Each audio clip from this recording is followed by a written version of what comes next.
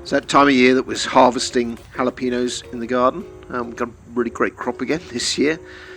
Trouble is, got to decide what to do with them all. Got this great app, Cookshelf, because I've got so many cookbooks. So just bring it up, and here we got a recipe from Ina Garten. So then I go to the bookshelf, grab the book, and let's look at the ingredients for her Jalapeño Cheddar crackers. They're basically a sablé biscuit. So going to start with this cold butter. Her recipe talks about 14 tablespoons. That's about 200 grams of butter. And you want it cold. And all I'm going to do is just cube that up, place it in a bowl. Just cut that into nice sized cubes. Next, I'm taking some of those jalapenos and I'm just slicing them up into sort of batons first. I'm removing some of the seeds and some of the inside. That's where the heat is, but I'm keeping a few. We want a little bit of heat in these crackers. And then just chopping those into a very fine dice and placing those to one side.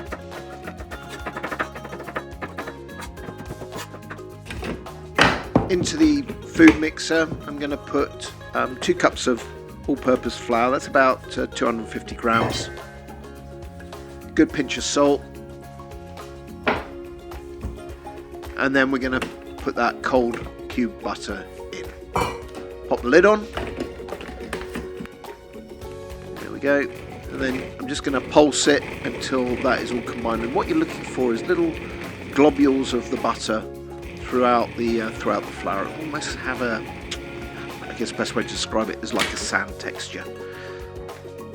So it's all now combined in there. There we go. Going to grate some cheddar cheese, and this is about 5 ounces of cheddar cheese, so that's around about sort of 140 grams. So going to get that grated. It's just going to help it combine. You don't want to put it in as a whole block. And again, try and use it while it's cold. Okay, then that's going to go into the food processor with the flour and the butter.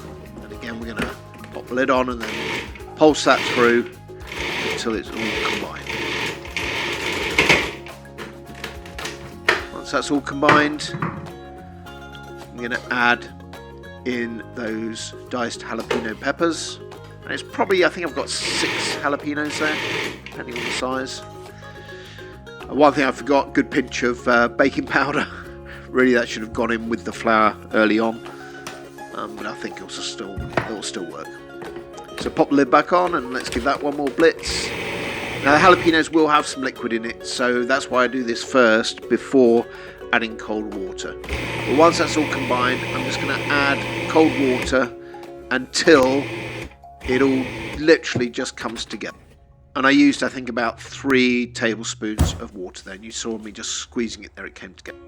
So I wrap it in plastic wrap, and that goes into the fridge and rests for half an hour.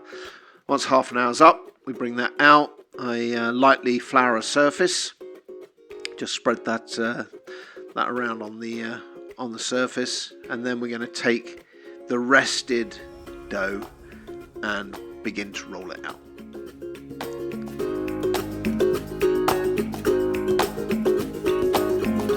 I'm just going to squeeze that together because I literally got it just mixed. Just want to make sure it doesn't flake apart too much. But you never want to overwork it in the food processor because that's going to create a lot of gluten, and that'll make the final crackers a little tough.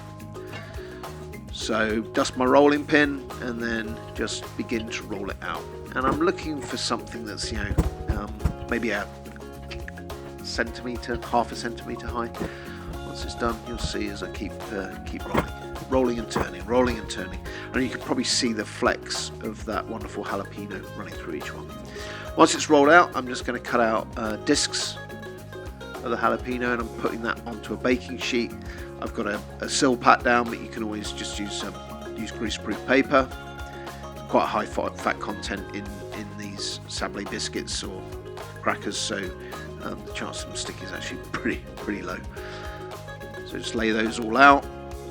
And then I've got a little egg wash here, so I'm going to brush a little egg wash on the top of each of the each of the crackers. And the egg wash is just egg with a little water that I've just mixed together with a fork. Then you want some sea salt or Maldon sea salt we've got here. I'm just going to sprinkle over the top. Do it from height. That way you're not going to get too much on each one, but it'll be enough that it adds that really nice taste when you come and bite into it. And this is a little cayenne pepper, and this wasn't in Ina Garten's recipe, but I thought it'd be a nice touch. Those are going to go into a 400-degree Fahrenheit oven for about 15 minutes until they're golden brown, and then I'm going to pull those out of the oven, place them on a cooling rack.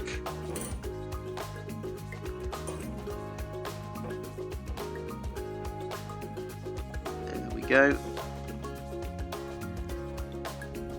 And then just look inside there. You see how flaky that is, and that's because the dough did not get over mixed, and we kept those fat globules of butter running through it. So the water content in those creates steam, and that's what makes them really light and airy. And there they are, really delicious. They didn't last particularly long in our house. I'm probably going to have to make some more. You can always make the discs, freeze them, and bake them off later as well. Anyway, thanks for watching. Enjoy.